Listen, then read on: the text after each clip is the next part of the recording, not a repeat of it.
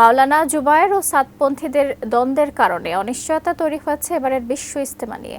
ইজতেমা ময়দানে ৩১ জানুয়ারি পর্যন্ত ১৪৪ ধারা জারি থাকায় থেমে আছে প্রস্তুতি। এই অবস্থায় আদৌ কি হবে লাখো মুসল্লির সমাগমে এবারের বিশ্ব ইজতেমা? রবিউল ইসলাম রবি রিপোর্ট। ১৯৭২ সাল থেকে তাবলিগ জামাতের আয়োজনে টঙ্গীর তুরাগ পারে বিশ্ব ইজতেমা করে আসছেন মুসলমানরা।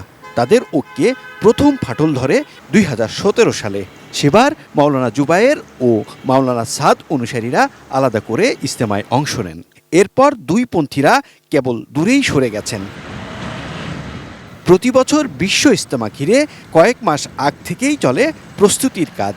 এবারও তার ব্যতিক্রম ছিল না। তবে ১৭ ডিসেম্বর মধ্যরাতে তাবলিগ জামাতের সাথীদের উপর ভয়াবহ সন্ত্রাসী হামলার পর অনিশ্চয়তায় পড়ে এবারের বিশ্ব ইজতেমা। নিরাপত্তার কারণে ইজতেমা ময়দানে চলছে ১৪৪ ধারা। থেমে গেছে সব প্রস্তুতির কাজ।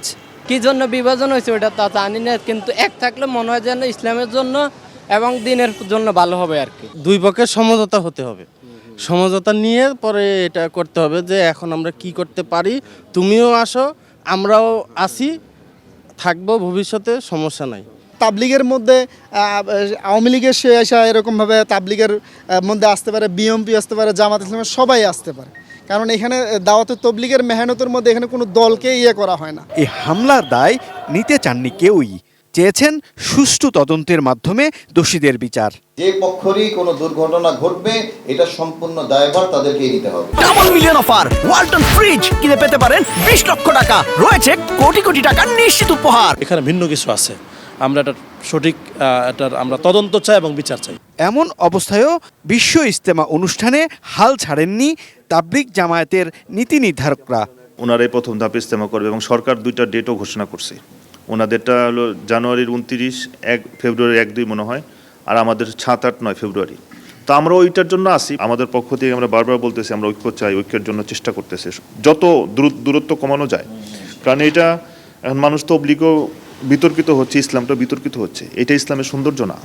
এখন যদিও ১৪৪ ধারা ময়দানে জারি আছে, অল্প সময়ের ভিতরেই এই ১৪৪ ধারা উঠিয়ে নেওয়া হবে।